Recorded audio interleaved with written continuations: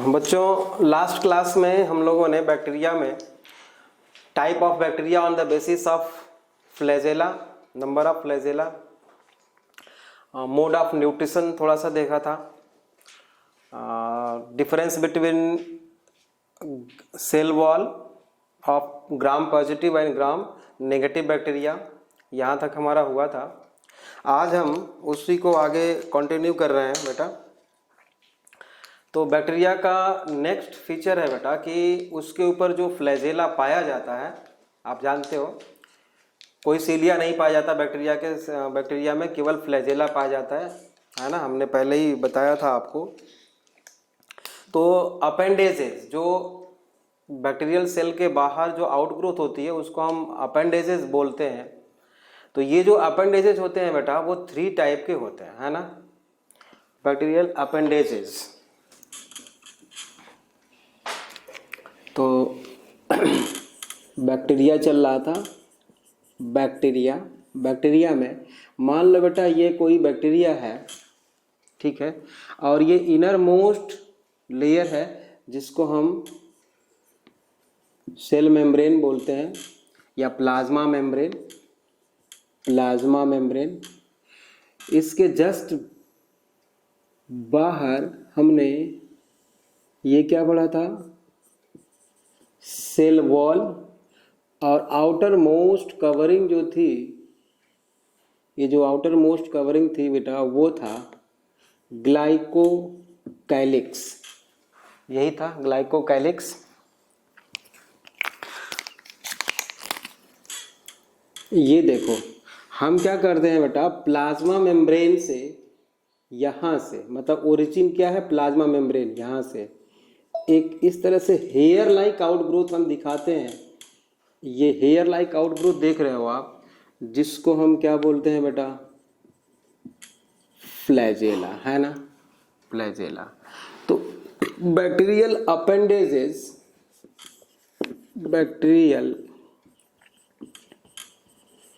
Appendages जो होते हैं बेटा वो 3 टाइप के होते हैं।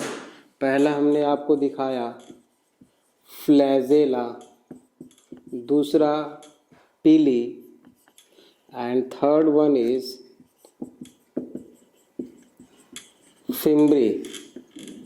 फ्लैजेला, पीली एंड फिम्ब्री, ये 3 अपेंडेजेस हैं, 3 तरह के अपेंडेजेस बैक्टीरिया से बाहर निकलते, तीनों के बारे में हम पढ़ेंगे। अब ये जो फ्लैजेला है बेटा, इसका स्ट्रक्चर देखते हैं ये कैसा होता है फ्लैजेला, है ना।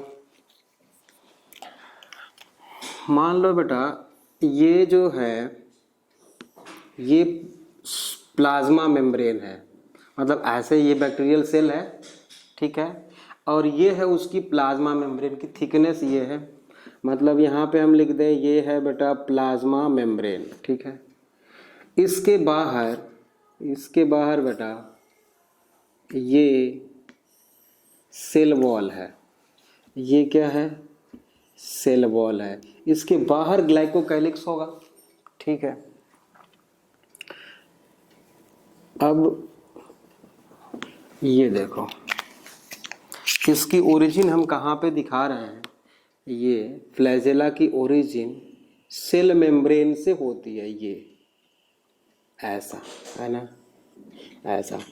इस स्ट्रक्चर को हम बोलते हैं बेटा बेसल बॉडी।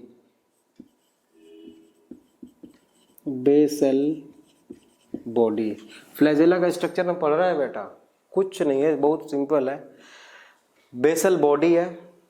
दूसरा इसका पार्ट है बेटा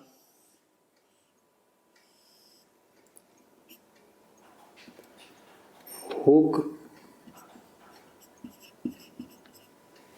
और थर्ड है ऐसा एक स्ट्रक्चर होगा जिसको हम बोलेंगे फिलामेंट। बेसल बॉडी, हुक और फिलामेंट, ये 3 पार्ट हैं फ्लैजेला के, ठीक है।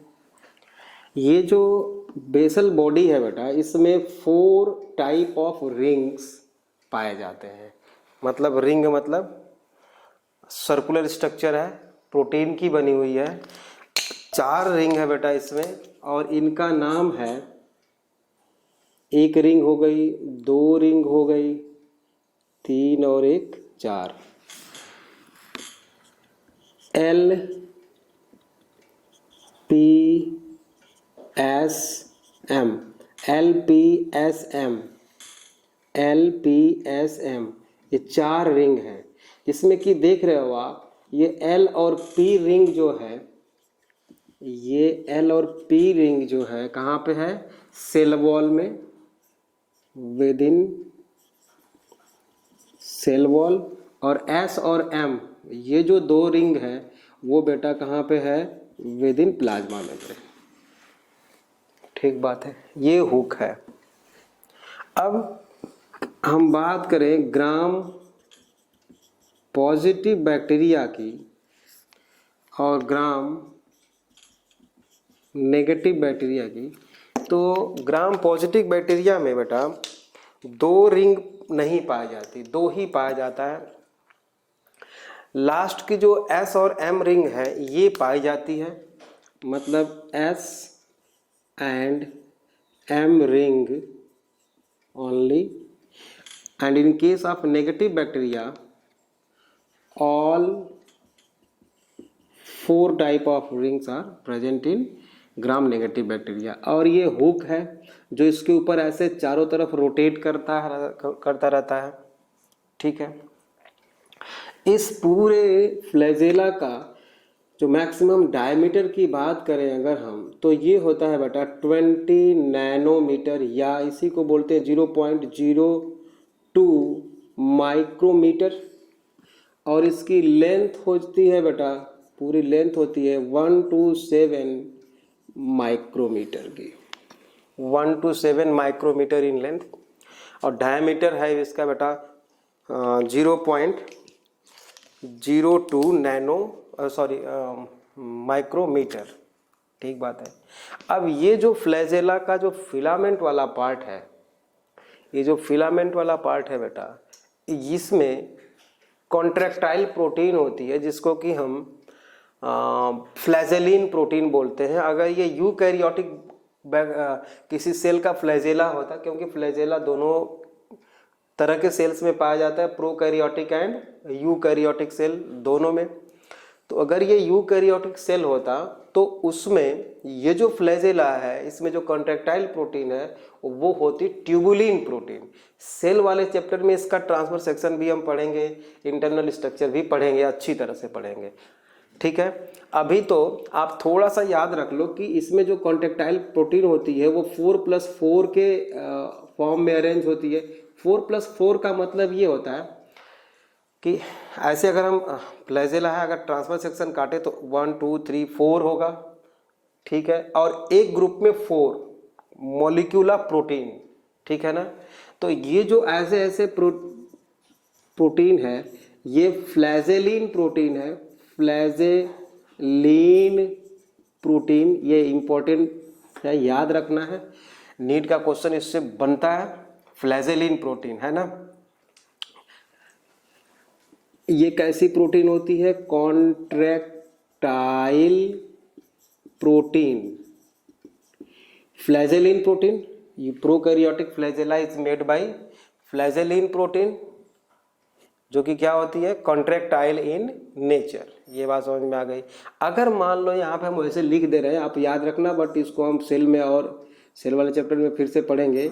इन केस ऑफ यूकैरियोटिक सेल जो फ्लैजेला होता है बेटा वो बना होता है ट्यूबुलिन प्रोटीन। ये भी कॉन्ट्रैक्टाइल प्रोटीन होती है, ट्यूबुलिन प्रोटीन। मुझे लगता है फ्लैजेला का स्ट्रक्चर आपको अच्छी तरह से समझ में आ गया होगा। ठीक, तो ये है फ्लैजेला का स्ट्रक्चर। इसके बाद आता है बेटा पिलाई, है ना, या पिली। पिली जो होती है बेटा ये बना होता है पिलीन, मेड बाय पिलीन प्रोटीन। ये जो पिलीन प्रोटीन होती है बेटा ये नॉन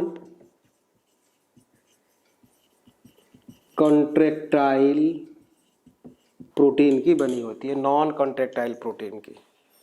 और ये 2 तरह का होता है, दो तरह का होता है, एक तो होता है शॉर्ट और दूसरा होता है लॉन्ग।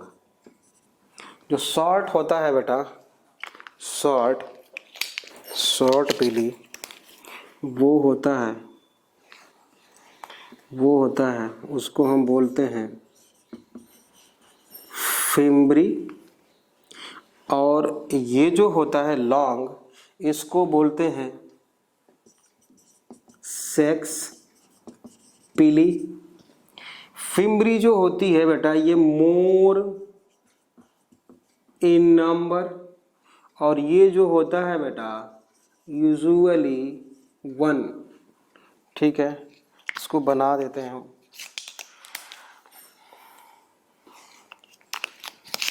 मान लो बेटा ये एक बैक्टीरिया है, ठीक है, यहाँ पर एक बहुत सारे ऐसे हैं, शॉर्ट है ना, शॉर्ट है, छोटा है, एक ही जगह से बहुत सारे निकले हैं तो छोटा है ये, और ये थोड़ा सा बड़ा है। बड़ा का मतलब ऐसा नहीं कि फ्लैजेला के इतना बड़ा, उतना बड़ा नहीं, मतलब इससे थोड़ा सा बड़ा, और यूजुअली एक ही है ना।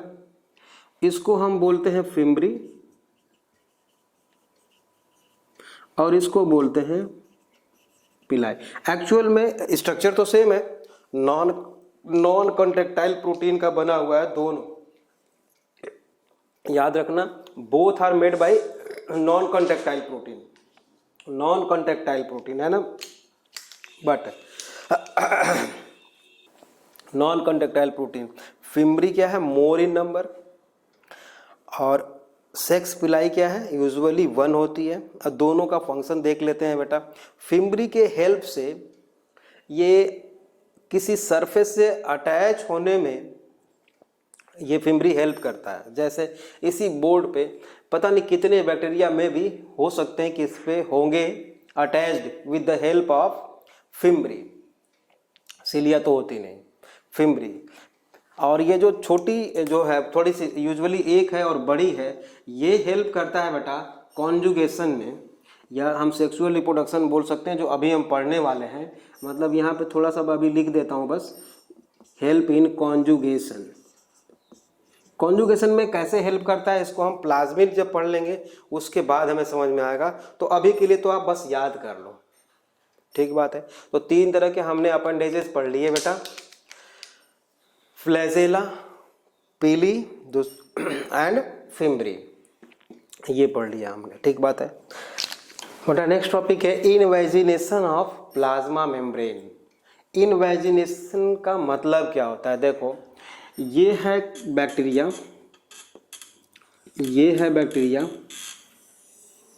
ठीक बात है।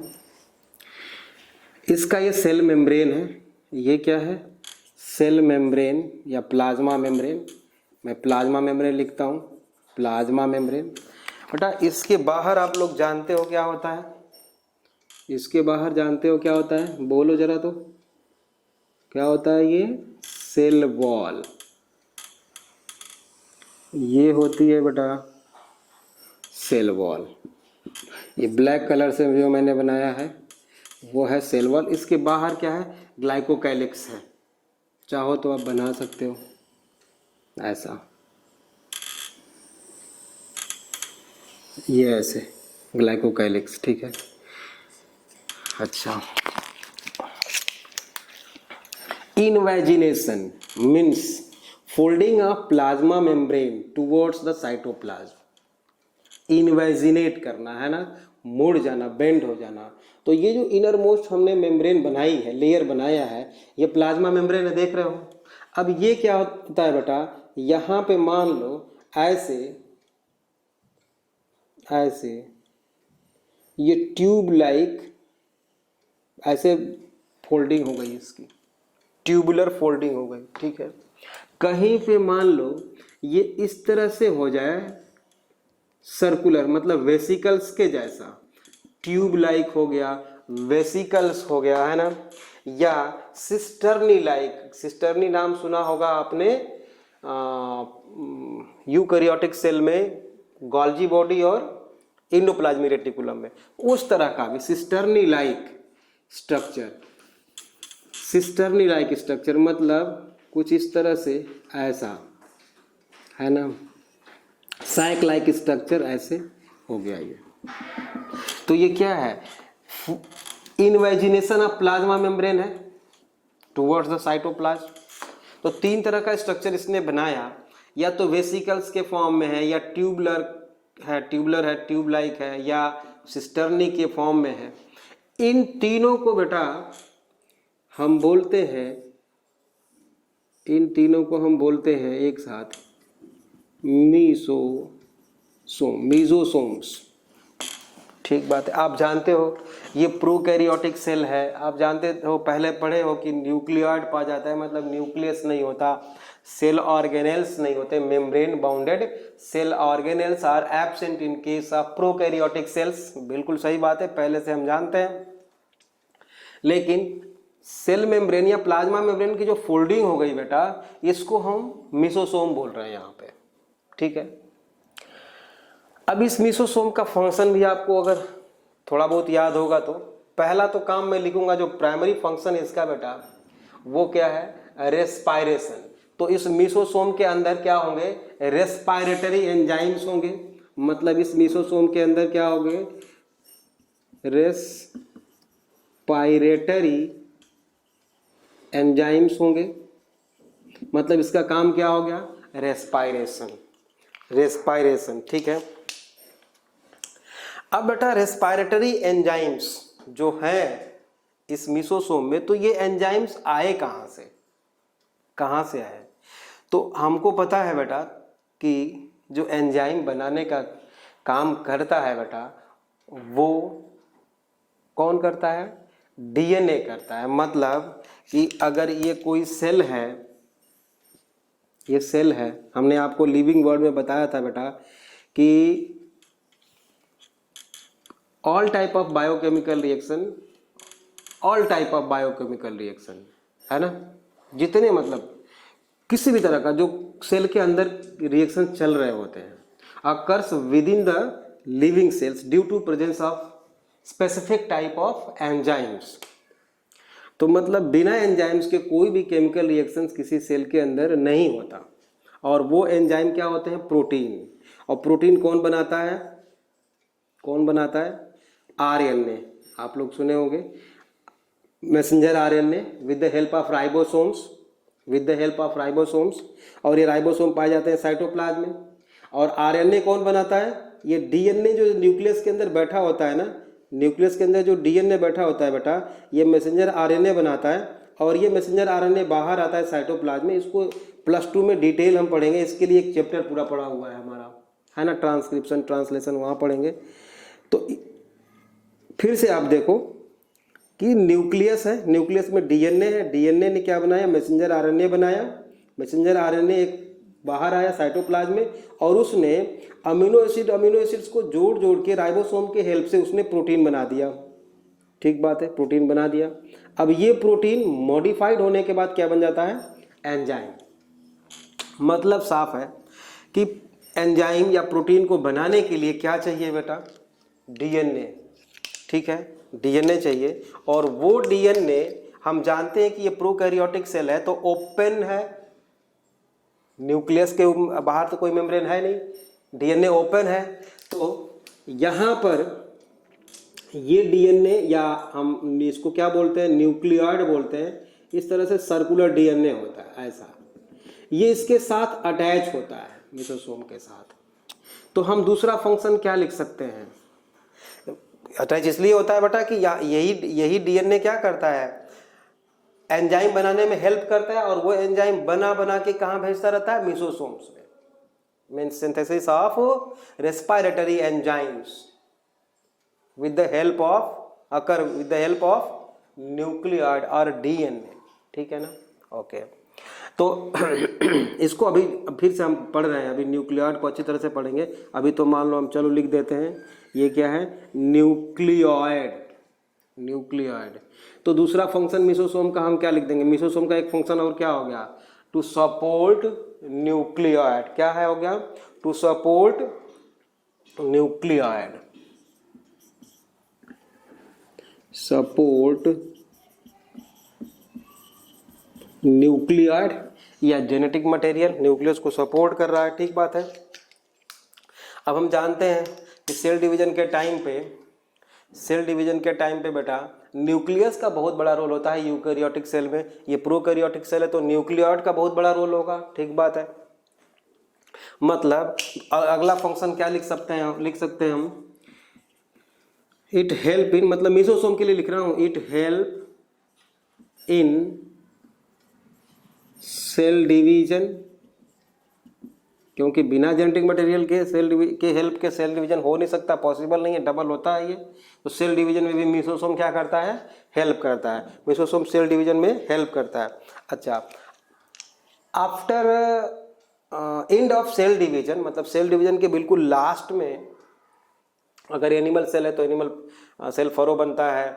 अगर प्लांट सेल है बेटा तो बीच में से सेल प्लेट बनती है और सेल डिवाइड होकर दो पार्ट में डिवाइड हो जाती है। मतलब साइटोकाइनेसिस के टाइम पे याद होगा तो ठीक, नहीं तो हम इसको भी पढ़ेंगे, इसके लिए भी चैप्टर है सेल डिवीजन, है ना। अलग अलग टॉपिक के लिए अलग अलग चैप्टर है यहाँ +1 में।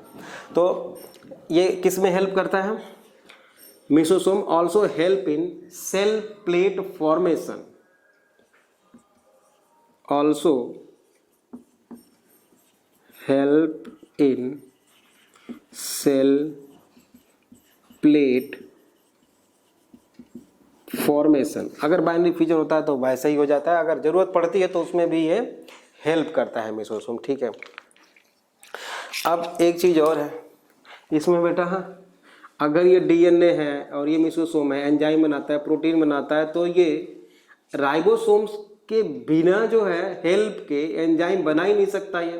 तो इसमें राइबोसोम्स पाए जाते हैं बेटा, हम ऐसे डॉट डॉट अभी तो दिखा देते हैं, डॉट डॉट डॉट डॉट। ये जो होते हैं राइबोसोम्स, इसको लिख देते हैं राइबोसोम। ये जो होते हैं बेटा 70S टाइप होते हैं। 70S क्या है वो भी देखेंगे। और ये तो हम जानते हैं, इसको हम क्या लिख सकते हैं, साइटोप्लाज्म। अच्छा, इसके अंदर बेटा अगर ऑटोट्रॉफिक बैक्टीरिया है तो फोटोसिंथेटिक पिगमेंट पाए जाएंगे, और वो फोटोसिंथेटिक पिगमेंट मान लो ऐसे ऐसे है, मैंने ऐसे ऐसे ये फोटोसिंथेटिक स्ट्रक्चर है, मैं ऐसे बना देता हूँ। इसको क्या बोलेंगे बेटा, कितने तरह के पाए जा सकते हैं, दो तो मैंने आपको बता रखा है इसी चैप्टर में, मैंने अभी लास्ट वाले क्लास में बताया था। बैक्टीरियो फियोफाइटिन एंड बैक्टीरियो विरिडिन, ये 3 है, ठीक है। इसको लिख लेते हैं बेटा, कौन कौन से, बैक्टीरियो क्लोरोफिल, बैक्टीरियो विरिडिन एंड बैक्टीरियोफाइटिन।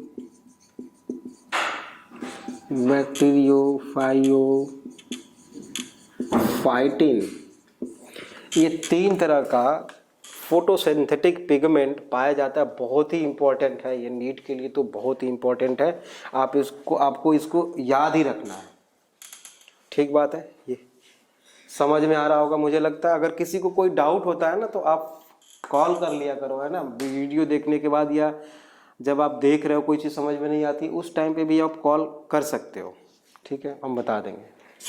अच्छा, अब यहाँ पे अब आप, ये तो बैक्टीरिया हो गया। इसके बाद हम लोग पढ़ने वाले हैं साइनोबैक्टीरिया। तो साइनोबैक्टीरिया में बेटा जो ये पिगमेंट जो होते हैं ये थोड़े से अलग होते हैं। साइनोबैक्टीरिया को हम ब्लू ग्रीन एल्गी बोलते हैं, और एल्गी मतलब फाइकोलॉजी हम बोलते हैं, स्टडी ऑफ एल्गी।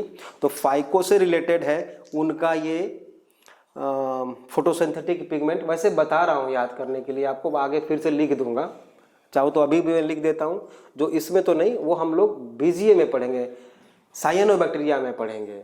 उसमें पाया जाता है बेटा 3 तरह के फोटोसिंथेटिक पिगमेंट उसमें भी पाए जाते हैं, फाइकोबिलिन, फाइकोसाइनिन एंड फाइकोइरिथ्रिन। चाहो तो अब उसको भी लिख देता हूँ, आप याद रखना है। आप इन case of blue green algae यार साइनोबैक्टीरिया है ना, 3 तरह का।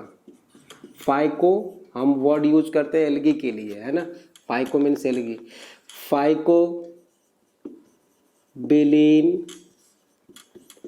फाइकोसायानीन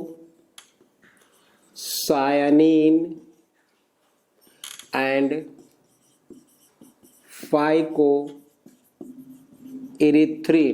ये 3 तरह का फोटोसिंथेटिक पिगमेंट पाया जाता है किसमें, ब्लू ग्रीन एल्गी में। यहाँ पे मैंने इसलिए लिख दिया है ताकि आप याद रखो, है ना। ये बैक्टीरिया से अलग है, ये तो बैक्टीरिया, हम यू बैक्टीरिया पढ़ रहे हैं, यू बैक्टीरिया, और ये मैं ब्लू ग्रीन एल्गी के बारे में बात कर रहा हूँ, मतलब साइनो बैक्टीरिया के बारे में बात कर रहा हूँ, है ना, याद रखना है, ठीक है। अब बेटा इसके आगे बढ़ते हैं, इसके आगे राइबोसोम्स।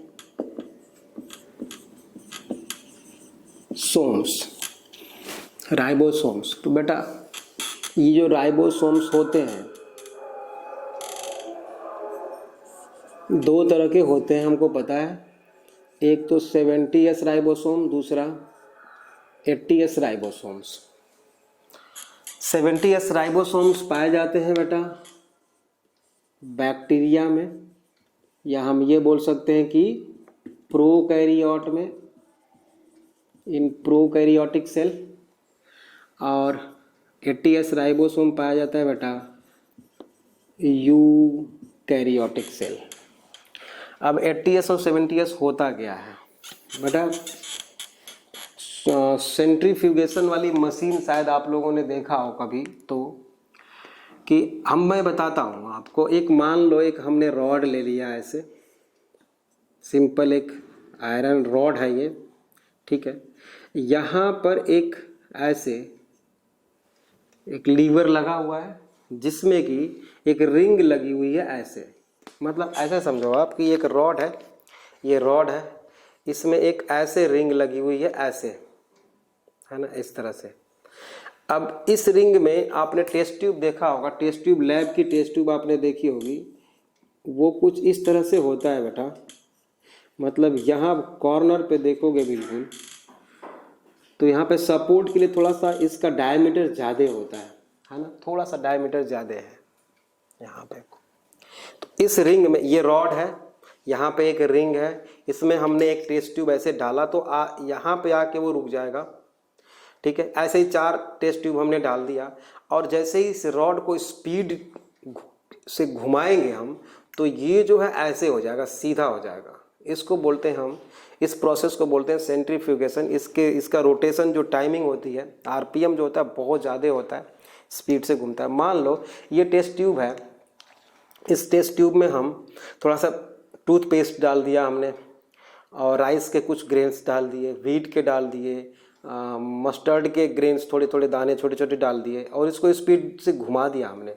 तो आफ्टर सम टाइम्स जब इसको हम रोक देंगे तो हम ऐसे देखेंगे कि जो सबसे ज़्यादा हैवी है ना वो नीचे आएगा, उससे जो लाइट वेट है वो उसके ऊपर होगा, उससे लाइट वेट हो जाएगा उसके ऊपर होगा, ठीक है।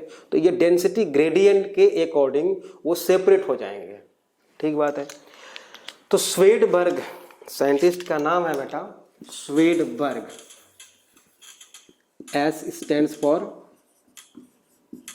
स्वेडबर्ग, ठीक है ना। तो उसने अपने नाम पे रख दिया एस, स्वेडबर्ग कांस्टेंट, इसको हम बोलते हैं एस को, है ना। एक्चुअल में ये सेंट्रीफ्यूगेशन है, उस प्रोसेस को हम सेंट्रीफ्यूगेशन कहते हैं। तो इन्होंने क्या किया बेटा कि सेल के अंदर जो राइबोसोम्स होते हैं उनका सेंट्रीफ्यूगेशन किया बेटा, और सेंट्रीफ्यूगेशन में कुछ उनको 70S टाइप मिले। ये स्वेडबर्ग कांस्टेंट है, देख लेना, है ना, स्पीड है, पर यूनिट टाइम है, कुछ भी है वो है। और दूसरा मिला 80S। तो S क्या रिप्रेजेंट कर रहा है, एक्चुअल में सेंट्रीफ्यूगेशन रिप्रेजेंट कर रहा है, लेकिन वो स्वेडबर्ग कांस्टेंट है ना, इसको बोलते हैं। अब इसको फर्दर सेंट्रीफ्यूग किया, मतलब 70S राइबोसोम्स के सब यूनिट को सेपरेट करने की कोशिश की उन्होंने सेंट्रीफ्यूगेशन के थ्रू। तो ये जो 70S राइबोसोम्स हैं बेटा, इनके 2 सब यूनिट मिलते हैं, एक मिलता है 50S और दूसरा होता है 30S टाइप। अब आप सोच रहे होंगे कि इसको सम करेंगे बेटा तो 70 से ज़्यादा हो जाएगा, ऐसा नहीं है, इनको सम करना ही नहीं है है ना, जोड़ के नहीं देखा जाना चाहिए, क्योंकि तो सेंट्रीफ्यूगेशन रेट है, इससे इसका कोई मतलब ही नहीं है। तो एक लार्जर सब यूनिट, एक स्मॉलर सब यूनिट, ये ऐसे है ना, एक बड़ा है एक छोटा है, तो ये 30 ईयर्स हो गया बेटा, ये हो गया 50 ईयर्स। इसको फर्दर अगर हम सेंट्रीफ्यूगेशन करें तो और भी सब यूनिट शो करते हैं, बट अभी नहीं पढ़ना है उसको, जेनेटिक्स में +2 में देखेंगे या सेल वाले चैप्टर में थोड़ा बहुत हम लोग देख लेंगे। 80S राइबोसोम का बेटा 2 सब यूनिट होता है, एक होता है 60S सब यूनिट एंड 40S सब यूनिट। मतलब लार्जर जो होता है इसका बेटा 60S और स्मॉलर जो होता है वो 40S। इसको और डिटेल हम सेल वाले चैप्टर में पढ़ेंगे, यहाँ तो बस थोड़ा सा बता दे रहे हैं, ठीक बात है। इसका काम क्या है राइबोसोम्स का? प्रोटीन सिंथेसिस, और वो प्रोटीन चाहे एंजाइम बनाए चाहे बहुत सारे काम है उसके, वो करेगा सेल के अंदर, है ना। तो राइबोसोम का फंक्शन हमने देखा क्या होता है, प्रोटीन सिंथेसिस, और कभी कभी क्या होता है बेटा, ये आरएनए है, मतलब मैसेंजर आरएनए है, मैसेंजर आरएनए है ये। अभी तो बस याद कर लो आप, कैसे और क्यों का जवाब आपको मिलेगा सही सही जेनेटिक्स में या बायोमोलिक्यूल्स वाले चैप्टर में थोड़ा बहुत मैं बताऊंगा। तो ये मैसेंजर आरएनए एक सीधा सीधा है, इस पर मोर देन 1 राइबोसोम्स हैं, अभी दिख रहे हैं ना, मोर देन 1 राइबोसोम्स दिख रहे हैं ऐसा।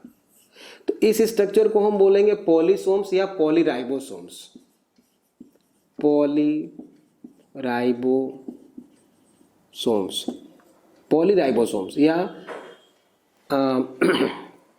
पॉलीसोम्स भी बोलते हैं इसको, या पॉलीसोम,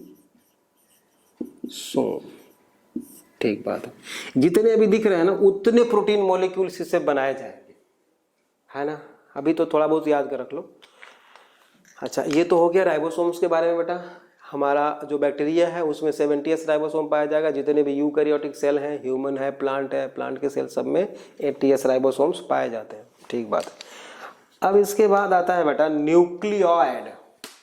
बेटा नेक्स्ट है टॉपिक न्यूक्लियोइड। न्यूक्लियोइड और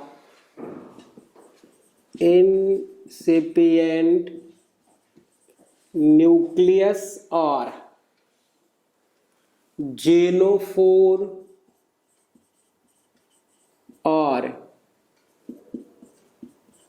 नेकेड डीएनए, सारे एक ही नाम है ना। तो जो बैक्टीरिया का न्यूक्लियोइड होता है, डीएनए होता है, उसकी प्रॉपर्टी क्या होती है वो पहले हम देख लेते हैं, है ना। न्यूक्लियोइड बेटा, पहली बात तो हमें याद रखना चाहिए कि इसमें हिस्टोन प्रोटीन एब्सेंट होती है। बहुत ही इंपॉर्टेंट लाइन है ये, आपको याद रखना है। हमने आर्किया बैक्टीरिया में बात की थी कि वहाँ पे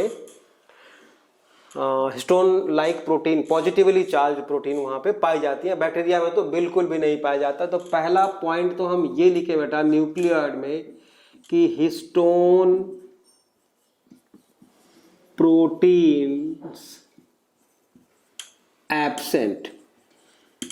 तो कौन सी प्रोटीन्स होती हैं फिर? नॉन हिस्टोन प्रोटीन, जो हिस्टोन नहीं होती है ना, absent non histone proteins present.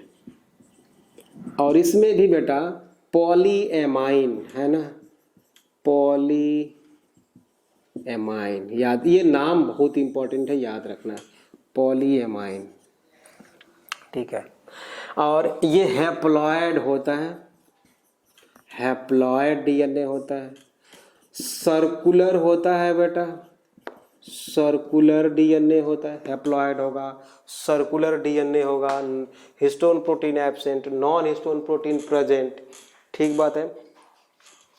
और क्या, हाँ, डीएस डीएनए होगा, डीएस डीएनए होगा। अब डीएस डीएनए और एसएस डीएनए में डिफरेंस क्या है बेटा? देखो, ये एक स्ट्रैंड ऐसे मैंने बना दिया, ये डीएनए हो गया, तो इसको हम बोलेंगे एसएस डीएनए है। ये एसएस डीएनए भी होता है लेकिन कम, बहुत ही कम पाया जाता है, लेकिन होता है। डीएस डीएनए आप लोग जानते हो, 9-10 से पढ़ते आ रहे हो बेटा।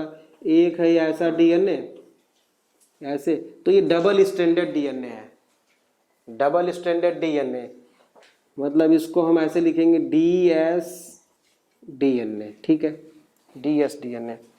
अब ये डीएनए है, इसको हम अगर सर्कुलर बनाना चाहें बेटा तो ऐसा है, ऐसा है ये डीएनए, देखो ऐसे, ये हमने ऐसे डीएनए बना दिया, मतलब ये सर्कुलर डीएनए है, चारों तरफ से बंद है, देख रहे हो, फ्री एंड इसमें है ही नहीं, सर्कुलर डीएनए। अब इसी को हम ऐसा मान ले बेटा, आपको बताने के लिए सिर्फ, एक्चुअल में होता ऐसा ही है, लेकिन हम आपको समझाने के लिए बता रहे हैं कि मान लो ये DS डीएनए है, ये ऐसा डीएनए DS डीएनए, ठीक है, इसको हम कुछ कुछ डिस्टेंस पे अंदर के तरफ पुश कर दे रहे हैं, है ना, अंदर के तरफ, यहाँ से ऐसे, इधर से इधर से इधर से, तो फिर ये हो जाएगा कुछ इस तरह से, ऐसा, इस तरह से हो जाएगा बेटा। मतलब ये क्या है, DS डीएनए है, DS डीएनए है, ये DS डीएनए। इसी को हम न्यूक्लियोइड बोलते हैं, क्या बोलते हैं, न्यूक्लियोइड। और न्यूक्लियोइड को न्यूक्लियोइड के शेप में मेंटेन करने के लिए बेटा इसमें नॉन हिस्टोन प्रोटीन्स हेल्प करती हैं, नॉन हिस्टोन प्रोटीन्स जो है वो हेल्प करेंगे, ठीक बात है। मतलब आप देखो, आप ये है बैक्टीरिया और ये है न्यूक्लियोइड, ये देखो ऐसे न्यूक्लियोइड है, ये न्यूक्लियोइड है, ठीक बात है, ये nucleoid, main chromosomal part, main chromosome होता है न्यूक्लियोइड। मुझे लगता है न्यूक्लियोइड के बारे में आपको अच्छी तरह से समझ में आ गया होगा, ठीक है। न्यूक्लियोइड, न्यूक्लियोइड में भी सर्कुलर डीएनए होगा, DS डीएनए है ये, हैप्लॉइड होगा and maintained by non histone proteins, ठीक बात है। अच्छा, अब जो है बेटा इसी में एक और डीएनए मॉलिक्यूल होता है, इसके बारे में आपने नाम तो जरूर सुना होगा, प्लाज्मिड, है ना। चलो प्लाज्मिड के बारे में थोड़ा देखते हैं। ये तो हमने देख लिया कि एक, आप वैसे भी देखो एक सेल के अंदर यूजुअली एक ही न्यूक्लियस होता है, यहाँ भी न्यूक्लियोइड एक सिंगल ही है। अब क्या बेटा, मैं एक बैक्टीरियल सेल बना देता हूँ ऐसे, ये देखो ये एक बैक्टीरिया है, ठीक है, बहुत ही आसान है। देखो ये एक बैक्टीरिया है बेटा, ये इसका मेन क्रोमोसोमल पार्ट न्यूक्लियोइड है, ये मेन क्रोमोसोमल पार्ट क्या है, न्यूक्लियोइड है। इसमें एक और सर्कुलर डीएनए पाया जाता है, मे बी प्रेजेंट और एब्सेंट, ऐसा कुछ, ठीक है, ऐसा। इसको बोलते हैं बेटा हम प्लाज्मिड। क्या बोलते हैं, प्लाज्मिड। प्लाज्मिड में भी हो भी सकता है या नहीं भी हो सकता है, कोई जरूरी नहीं कि हर बैक्टीरिया में पाया ही जाए, ठीक है ना। और ये सर्कुलर डीएनए का बना है, मतलब प्लाज्मिड का हम जो प्रॉपर्टी है वो लिख सकते हैं बेटा। पहला प्रॉपर्टी क्या लिखेंगे, extra, it is extra chromosomal part, extra chromosomal part. दूसरा क्या लिखेंगे बेटा, सर्कुलर डीएनए, ठीक बात है, सर्कुलर डीएनए। थर्ड प्रॉपर्टी क्या लिखेंगे इसकी, सेल्फ रेप्लिकेटिंग डीएनए। अच्छा, सेल्फ रेप्लिकेटिंग डीएनए का क्या मतलब हुआ भाई, कोई भी डीएनए होता है वो रेप्लिकेट करके बेटा, या डुप्लीकेट करके, या सिंथेसिस बोलते हैं, बात सारा एक ही है, वो अपने जस्ट पहले वाले अमाउंट का जस्ट डबल हो जाता है। ये बात हम पहले से जानते हैं, तो फिर हम इसी को क्यों बोल रहे हैं, सेल्फ रेप्लिकेटिंग, है ना। सेल्फ रेप्लिकेटिंग तो सारे डीएनए होते हैं, क्यों बोलते हैं उसको देखते हैं थोड़ा। अब देखो, आपने सेल डिवीजन पढ़ा है या नहीं पढ़ा है 9th में, मुझे नहीं पता। अगर आप पढ़े होगे तो ठीक, नहीं तो थोड़ा सा समझ लो। यहाँ पे मान लो एक ये सेल है, इसमें अमाउंट ऑफ डीएनए कुछ है। आफ्टर डिवीजन ये 2 सेल बनाएगा, दोनों सेल के अंदर न्यूक्लियस होगा बेटा। तो जितना डीएनए मटेरियल इसमें, मतलब मान लो ये डिप्लॉयड सेल है तो ये भी डिप्लॉयड होगी और ये भी डिप्लॉयड होगी। कहने का मतलब जितना डीएनए यहाँ पे उतना ही डीएनए यहाँ पे, उतना ही डीएनए यहाँ पे आफ्टर डिवीजन। इसका मतलब क्या होगा, डिवीजन के पहले बेटा डीएनए मटेरियल जितना यहाँ पे है बेटा जस्ट उसी का डबल हो जाएगा, इस पहले डुप्लीकेट हो जाएगा, या सिंथेसिस के थ्रू, या डीएनए रेप्लिकेशन बोलते हैं उसको। डीएनए रेप्लिकेशन के थ्रू ये डीएनए मटेरियल जस्ट डबल हो जाता है। आफ्टर दैट फिर डिवाइड करके 2 सेल में वो हो जाता है। ये बात समझ में आ गई, बिल्कुल आसान है। डिवीजन के पहले क्या होगा, जस्ट डबल होता है डीएनए। हाँ, तो अब ये बैक्टीरियल सेल है बेटा, ठीक बात है। ये जो है सेल्फ रेप्लिकेटिंग तो है, क्योंकि सारे डीएनए रेप्लिकेट कर सकते हैं, ये भी रेप्लिकेट कर सकता है। लेकिन इसमें हम प्रॉपर्टी में लिख रहे हैं सेल्फ रेप्लिकेटिंग, वो क्यों लिख रहे हैं अब उसको ध्यान से सुनते हैं बेटा। ये एक बैक्टीरिया है, यहाँ पे एक न्यूक्लियोइड है, इसको मैं मिटा देता हूँ। चल, इधर एक बैक्टीरिया है बेटा, इसमें एक न्यूक्लियोइड है। अब क्या है कि बेटा इसमें, इस बैक्टीरिया में प्लाज्मिड है, ऐसा देखो एक प्लाज्मिड है, और इसमें प्लाज्मिड नहीं है। और इन दोनों बैक्टीरिया को हमने किसी एंटीबायोटिक में, एंटीबैक्टीरियल में, जैसे कि पेनिसिलियम या टेट्रासाइक्लिन या एम्पिसिलिन, कुछ भी मान लो, हमने यहाँ पर टेट्रासाइक्लिन डाल दिया, इसमें टेट्रासाइक्लिन इसमें भी डाल दिया, दोनों में टेट्रासाइक्लिन हमने डाल दिया। अब इस बैक्टीरिया के पास एक एडिशनल डीएनए है, जिसमें इस डीएनए में जो जीन है वो टेट्रासाइक्लिन के अगेंस्ट, ध्यान से सुनना, टेट्रासाइक्लिन के अगेंस्ट एक प्रोटीन बनाता है, जो प्रोटीन इस बैक्टीरिया को टेट्रासाइक्लिन के अगेंस्ट प्रोटेक्ट कर लेता है। ठीक बात है, समझ में आया। इस बैक्टीरिया के पास प्लाज्मिड है, उस प्लाज्मिड में एक ऐसा जीन है जो इस टेट्रासाइक्लिन के अगेंस्ट इस बैक्टीरिया को प्रोटेक्ट करने के लिए क्या बना रहा है, एक प्रोटेक्टिव लेयर बना दिया। ठीक बात है। अब ये बैक्टीरिया बच गया, ये नहीं मर पाएगा, क्योंकि इसके पास जीन है। इस बैक्टीरिया के पास नहीं है, तो ये क्या हो जाएगा, नहीं सर्वाइव करेगा, ये मर जाएगा। ये बात समझ में आ गई। इसी तरह मतलब एक्स्ट्रा क्रोमोसोमल पार्ट है ये प्लाज्मिड, ठीक है। सर्कुलर डीएनए तो आपको समझ में आता है। अच्छा, अब बेटा अगर मान लो कोई ऐसी प्रोटीन जो ह्यूमन के लिए बहुत ही ज़रूरी है, कोई मेडिसिन, इंसुलिन जैसे है, वो इतने लार्ज स्केल पे कैसे प्रोड्यूस किया जाएगा।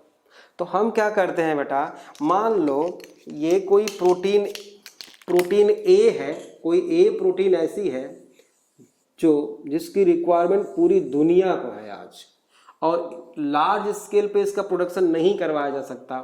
तो हम क्या करते हैं बेटा, इस ए प्रोटीन को बनाने वाला कोई तो जीन होगा, ऐसा कोई तो जीन होगा। अब इस जीन को हमने क्या किया बेटा, इस प्लाज्मिड के साथ इंसर्ट करा दिया यहाँ पर। ये बायोटेक्नोलॉजी है, +2 में पढ़ेंगे, अभी तो थोड़ा सा बता रहा हूँ मैं। ये जो जीन है बेटा, इसको हमने यहाँ पे लगा दिया लैब में, ठीक है। अब क्या करते हैं कि इस बैक्टीरिया को कल्चर मीडियम में डालेंगे, बैक्टीरिया डिवाइड करेगा, डिवाइड करने के बाद ये जीन जो है एक्टिव होगा और ये प्रोटीन बनाना शुरू करेगा। बात समझ में आई, नहीं आई, समझो। हमने क्या किया, सिंपल, अभी देखो ये प्लाज्मिड है, ये बैक्टीरिया है, बैक्टीरिया के अंदर प्लाज्मिड है, इसको नहीं छेड़ सकते हम, इसमें नहीं लाइगेट करा सकते हैं, प्लाज्मिड में करा सकते हैं क्योंकि ये एक्स्ट्रा है। अब इस ए प्रोटीन सेक्रेटिंग जो जीन है उसको हमने, जिसकी रिक्वायरमेंट है हमें लार्ज स्केल पे, इस जीन को हमने इस प्लाज्मिन में डाल दिया, यहाँ पे इंसर्ट कर दिया। अब इस बैक्टीरिया का अगर को कल्चर मीडियम में रखेंगे बेटा तो क्या होगा कि ये बैक्टीरिया पहले तो डिवाइड करेगा, डिवाइड करने के बाद क्या करेगा, इस जीन को एक्टिव करेगा और प्रोटीन बनाएगा, ए प्रोटीन बनाएगा, खूब जम के बनाएगा, यहाँ पे देख लो। अब क्या करेंगे हम, एक डाउन स्ट्रीम प्रोसेस होता है, उस प्रोसेस के थ्रू इस ए प्रोटीन को एक्सट्रैक्ट कर लेंगे बेटा, निकाल लेंगे इस सोल्यूशन से और उसको या तो टैबलेट के फॉर्म में या इंजेक्शन के फॉर्म में हम बना लेंगे। ठीक है, तो हमारी रिक्वायरमेंट जो थी वो तो फुलफिल हो गई।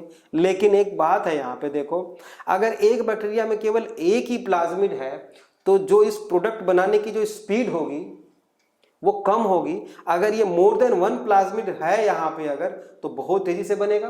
तो पहले क्या करते हैं बेटा, जहाँ पे जब हमने लाइगेट कराया है ना इसको, उसके जस्ट बाद इस बैक्टीरिया को हम ऐसे मीडियम में रखते हैं जिसमें कि जैसे कि शुगर फॉस्फेट ग्रुप और नाइट्रोजनस बेस जो डीएनए के कंपोनेंट्स होते हैं उस मीडियम में रखते हैं। फिर क्या होता है बेटा, within the single bacterial cells, within the single bacterial cells, याद रखना है सिंगल बैक्टीरियल सेल है ना, मोर देन वन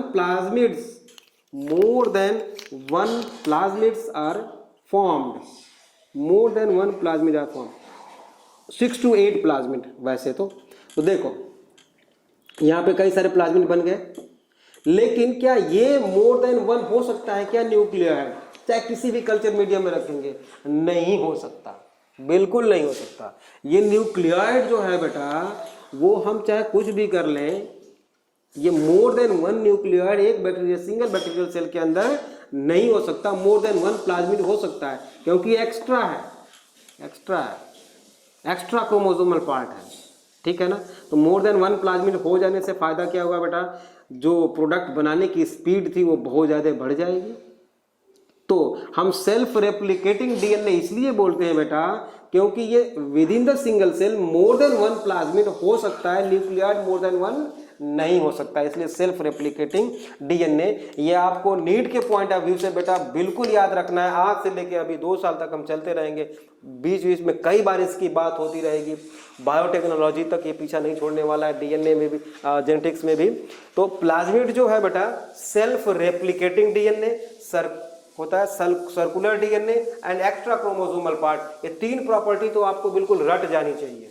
मुझे लगता है प्लाज्मिड आपको समझ में आ गया, सिंपल सी बात है, एक्स्ट्रा क्रोमोसोमल पार्ट है, ठीक है।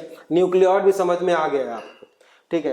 अब रिप्रोडक्शन इन बैक्टीरिया है ना, reproduction in bacteria, reproduction asexually और सेक्सुअली दोनों होता है बेटा इसमें, एसेक्सुअल एंड सेक्सुअल। तो sexual bye means of conjugation और एसेक्सुअल आप लोग जानते हो कितनी बार पढ़ा है इसको, बाइनरी फिजन या फिजन हम बोल सकते हैं। बाइनरी फिजन मतलब बैक्टीरियल सेल है, सीधे कैरियोकाइनेसिस फॉलोड बाय साइटोकाइनेसिस, और एक बैक्टीरियल सेल है बेटा, ये बैक्टीरियल सेल है, इसमें एक न्यूक्लियोइड है ऐसा, ये डिवाइड होकर के 2 बना ऐसा, एक इधर आ गया एक इधर आ गया, फिर फर्दर डिवाइड होके ये 2 बैक्टीरियल सेल्स बन गए। तो asexual bye binary fission. Conjugation को हमें समझना पड़ेगा, कॉन्जुगेशन है क्या, ठीक है ना। कॉन्जुगेशन बेटा ये एक बैक्टीरिया है, ठीक है, और ये एक बैक्टीरिया है। मैंने रॉड शेप्ड बैक्टीरिया बनाया आपने पढ़ा था अभी थोड़ी देर पहले पीली। तो यहाँ पे पीली है बेटा, तो होगा क्या कि इस पीली से, इसके पीली से ये इलोंगेट होना शुरू होगा और बड़ा होते होते होते होते इसमें जाके मिल जाएगा, ठीक है, पाथवे बना लिया। और दोनों के केस में यहाँ पर एक न्यूक्लियोइड इसमें ही है और इसमें भी न्यूक्लियोइड है, चलो ठीक है। और बेटा इसमें प्लाज्मिड है, इसमें प्लाज्मिड है, इसमें प्लाज्मिड नहीं है। ठीक है, एक बैक्टीरिया था, ठीक है, ये बैक्टीरिया है मान लो, इसमें प्लाज्मिड है, इसमें प्लाज्मिड नहीं है, लेकिन दोनों की स्पीसीज सेम है, याद रखना है, दोनों की स्पीसीज सेम है।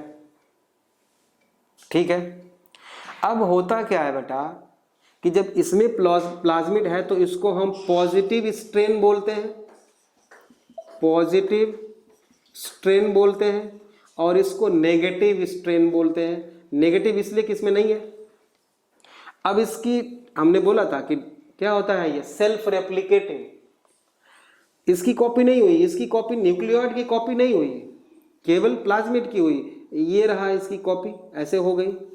कॉपी होने के बाद बेटा ये जो पीली है ये इलोंगेट करके दूसरे बैक्टीरिया के साथ अटैचमेंट बना लेता है, और ये जो दूसरा प्लाज्मिड जो कॉपी हुआ है बेटा, ये कॉपी हुआ है इसका, और ये इधर आ जाता है, इधर को, है ना। अब क्या है, दोनों बैक्टीरिया में प्लाज्मिड है, तो दोनों अब पॉजिटिव स्ट्रेन में कन्वर्ट हो गए, स्ट्रेन में कन्वर्ट हुए, दोनों की स्पीसीज सेम है। तो ये उसके बाद ये दोनों सेपरेट हो गए, उसके बाद बेटा ये दोनों सेपरेट हो गए, है ना। दोनों में ये न्यूक्लियोइड रहा, दोनों में ये न्यूक्लियोइड है,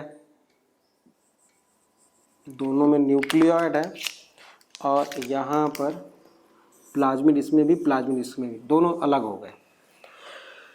कुछ लोग सोच रहे होंगे कि सर पहले भी दो थे अभी भी दो हैं, तो इसको आप रिप्रोडक्शन क्यों बोल रहे हैं, वो भी सेक्सुअल। पहली बात तो सेक्सुअल हम इसलिए बोल रहे हैं बेटा कि इसमें ट्रांसफर ऑफ जेनेटिक मटेरियल हो रहा है, ट्रांसफर ऑफ जेनेटिक मटेरियल हो रहा है, इसलिए क्या है ये सेक्सुअल रिप्रोडक्शन। रिप्रोडक्शन क्यों है, क्योंकि बेटा ये जो पहले था ना, ये जो पहले था बैक्टीरिया, इसके पास प्लाज्मिड तो था नहीं, अभी इसके पास भी प्लाज्मिड है। इट मीन्स क्या है कि अब ये भी अपने को प्रोटेक्ट कर सकता है against any type of particular type of antibody या एंटीबायोटिक्स। मीन्स दोनों में जब प्लाज्मिड आ गया बेटा, तो अब ये जब अपने आप को प्रोटेक्ट कर ले रहा है, मतलब इसका कैरेक्टरिस्टिक फीचर चेंज हो गया, मतलब इसका नया जन्म हो गया, ऐसा बोलो, मतलब कि रिप्रोडक्शन हो गया, ऐसा। इसी को हम कॉन्जुगेशन बोलते हैं, इसको क्या बोलते हैं, कॉन्जुगेशन। और ये जो बना था बेटा, ये कॉन्जुगेटिंग ट्यूब थी, ये क्या है, कॉन्जुगेटिंग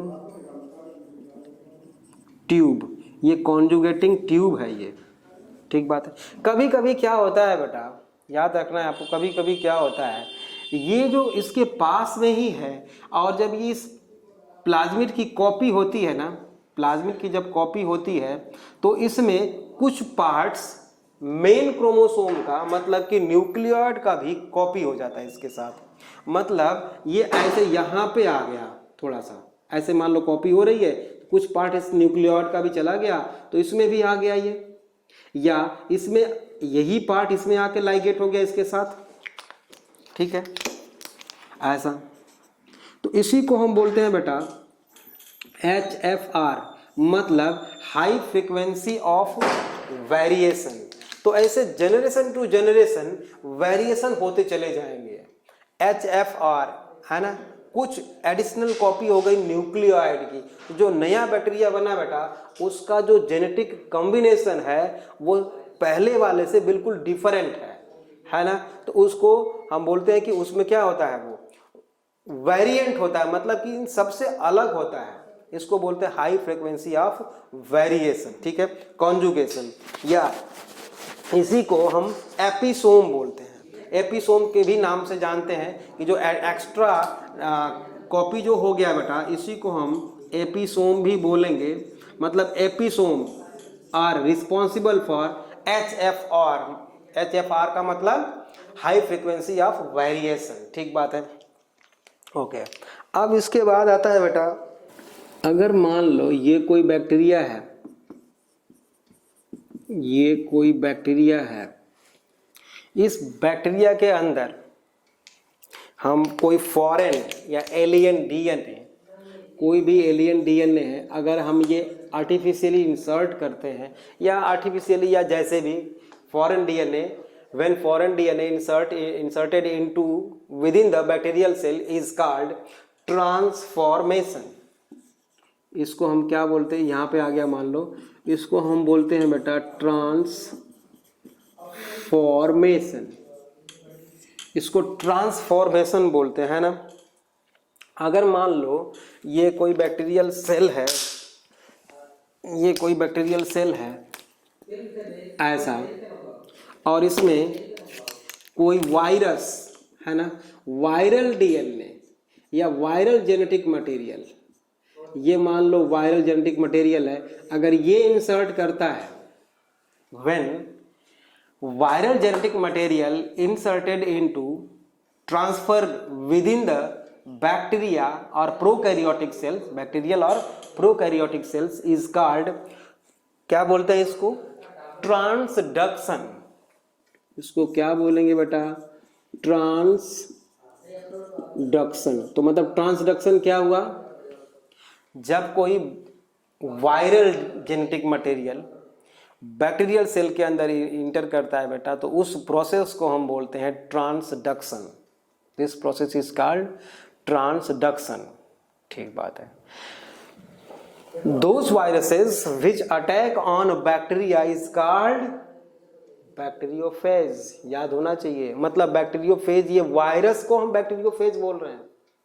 बैक्टीरियोफेज कोई बैक्टीरिया नहीं होता, बैक्टीरियोफेज क्या है, वायरस है, वो वायरस जो बैक्टीरियल सेल पे अटैक करते हैं। ठीक बात है। ट्रांसडक्शन, अगर मान लो कोई foreign genetic material eukaryotic cell में अगर इंटर करता है, अगर मान लो कोई ये यूकैरियोटिक सेल है, यूकैरियोटिक सेल है, इसमें कोई फॉरेन जेनेटिक मटेरियल अगर इंटर कोई कराता है, ये डीएनए है मान लो, इसको हम अगर इंटर करते हैं, इसमें इंसर्ट करते हैं, इस प्रोसेस को हम बोलते हैं बेटा ट्रांसफेक्शन। क्या बोलते हैं, ट्रांसफेक्शन, है ना। तो ये हो गया हमारा लगभग बैक्टीरिया का स्ट्रक्चर, लगभग यहाँ पूरा होता है। लेकिन अभी एक बाकी है, अभी गैस वैक्यूल वॉल्यूटिन ग्रैन्यूल्स भी बाकी है शायद थोड़ा, चलो उसको भी कर लेते हैं। अब आता है नेक्स्ट बेटा, इंक्लूजन बॉडीज। इंक्लूजन बॉडीज में पहला पॉइंट लिखो, पहला पॉइंट लिखिए वॉल्यूटिन ग्रैन्यूल्स। वॉल्यूटिन ग्रैन्यूल्स, ये वॉल्यूटिन ग्रैन्यूल्स क्या है, बैक्टीरिया है ये, इसके साइटोप्लाज्म में छोटे छोटे ग्रैन्यूल्स जो होते हैं, ऐसे स्ट्रक्चर्स जो हैं, उनको हम इंक्लूजन बॉडीज बोलते हैं। इस इंक्लूजन बॉडी, ये जो स्ट्रक्चर्स देख रहे हो स्फेरिकल छोटे वेसिकल्स की जैसा, ये कई तरह के हो सकते हैं बेटा, है ना। पहला हो सकता है वॉल्यूटिन ग्रैन्यूल्स, और वॉल्यूटिन ग्रैन्यूल्स है क्या बेटा, फास्फोरस, सल्फर या नाइट्रोजन के वैक्यूल्स हो सकते हैं, है ना। फास्फोरस लिख देता हूं यहां पे, फास्फोरस, नाइट्रोजन या सल्फर के ग्रैन्यूल्स हो सकते हैं। इसको हम एक नाम और देते हैं वॉल्यूटिन ग्रैन्यूल्स को, मेटाक्रोमैटिक ग्रैन्यूल्स भी बोल सकते हैं। वॉल्यूटिन ग्रैन्यूल्स और मेटाक्रोमैटिक ग्रैन्यूल्स समझ लो फिर अच्छी तरह से बेटा। ये बैक्टीरियल सेल है, इसमें बहुत सारे ग्रैनुलर स्ट्रक्चर पाए जाते हैं, जिसको हम इंक्लूजन बॉडीज बोलते हैं, और ये कई तरह के हो सकते हैं। पहला हमने आपको बताया वॉल्यूटिन ग्रैन्यूल्स, जो फास्फोरस या सल्फर या नाइट्रोजन या तीनों का मिला के वैक्यूल्स पाए जाते हैं। तो ये हो गया वॉल्यूटिन ग्रैन्यूल्स। इनको हम मेटाक्रोमैटिक ग्रैन्यूल्स भी बोल सकते हैं। ये बात समझ में आ गई। They are may be food vacuole, they are maybe food vacuole, ये फूड वैक्यूल्स भी हो सकते हैं, ये फूड वैक्यूल भी हो सकते हैं, ठीक है। They are may be gas vacuole, gas vacuole भी हो सकते हैं, ये गैस वैक्यूल्स भी हो सकते हैं। लेकिन गैस वैक्यूल बेटा दो ही तरह के बैक्टीरिया में पाया जा सकता है, या तो वो किसमें पीएसबी या जीएसबी, है ना, या तो जीएसबी या पीएसबी। नाम तो सुना होगा आप लोगों ने, याद होगा, सुना तो है, सुना होगा क्या, GSB green sulphur bacteria and purple sulphur bacteria, ये नाम तो सुना ही है आपने, ठीक है। गैस वैक्यूल, ये जो कई तरह के ग्रेनुल्स हम बता रहे हैं वो वॉल्यूटिन ग्रेनुल्स हो सकते हैं, ठीक है, फूड वैक्यूल हो सकते हैं, या गैस वैक्यूल हो सकते हैं, या गैस वैक्यूल हो सकते हैं, या ऑर्गेनिक ग्रेनुल्स हो सकते हैं बेटा, या मे बी ऑर्गेनिक ग्रेनुल्स हो सकते हैं। ऑर्गेनिक ग्रेनुल्स में भी दो हैं, अगर मान लो बैक्टीरिया ऑटोट्रॉफिक है ना, सॉरी ऑटो, मान लो बैक्टीरिया जो है अगर ऑटोट्रॉफिक है तो उसमें स्टार्च पाया जाएगा, अगर बैक्टीरिया हेटेरोट्रॉफिक है तो उसमें ग्लाइकोजन पाया जाएगा, ग्लाइकोजन पाया जाता है ना। तो अब हम एग्जाम्पल कुछ लिख लेते हैं बेटा, प्रोकैरियोट्स का एग्जाम्पल लिख सकते हैं, लिख लेते हैं, लिखो।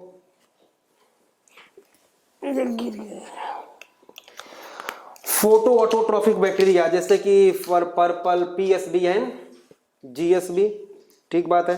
दूसरा लिख सकते हो केमो ऑटोट्रॉफिक बैक्टीरिया जैसे कि नाइट्रोबैक्टर, नाइट्रोसोमोनास, ये मैंने बोला था पहले भी, ठीक है, नाइट्रोसोमोनास। सैप्रोफाइटिक बैक्टीरिया जैसे कि स्यूडोमोनास जो बायोडिग्रेडेशन में भी हेल्प करता है, ठीक है। उसके बाद सिम्बायोटिक बैक्टीरिया जैसे कि एस्चेरिचिया कोलाई हमारे इंटेस्टाइन में पाया जाता है, जो फूड को 3 to 4 आवर्स में बेटा फर्मेंट कर देता है पूरा, है ना, एस्चेरिचिया कोलाई। पैरासाइटिक बैक्टीरिया जैसे कि salmonella typhi typhoid disease cause करता है, आप जानते भी होंगे इसको, 9th में डिजीज में पढ़ा भी होगा आपने। तो this is all about kingdom Monera, हाँ, किंगडम मोनेरा नहीं, बैक्टीरिया, बैक्टीरिया बेटा, बैक्टीरिया हमने यहाँ पे आज फिनिश कर लिया। हमारा नेक्स्ट टॉपिक होगा कौन सा, साइएनोबैक्टीरिया। तो बेटा जहाँ भी डाउट हो, आप वीडियो देख रहे हो, जहाँ भी डाउट हो आप सीधे कॉल करके पूछ सकते हो, बहुत सारे बच्चे पूछ रहे हैं, है ना। तो क्वेश्चन भी सॉल्व करते रहो, आपके पास अगर क्वेश्चन बैंक है तो सॉल्व करते रहो। गूगल पे ज़्यादा देखने की कोशिश मत करना, कोई चीज़ समझ में ना आए तो सीधे हमसे बात कर लेना, आप बिल्कुल कभी भी बात कर सकते हो। लेकिन गूगल पे किसी टॉपिक को, कुछ को, किसी चीज़ को सर्च करने की कोशिश मत करना, नहीं तो प्रॉब्लम आ जाएगी, है ना। एक चीज़ सर्च करोगे 50 चीज़ें उसमें आ जाएंगी, आप कंफ्यूज हो जाओगे, ठीक है बेटा। तो अगला टॉपिक हमारा रहेगा जो भी साइनोबैक्टीरिया माइकोप्लाज्मा है, ये सारा कुछ है, तो ये हम ख़त्म करेंगे। Okay, have a nice day.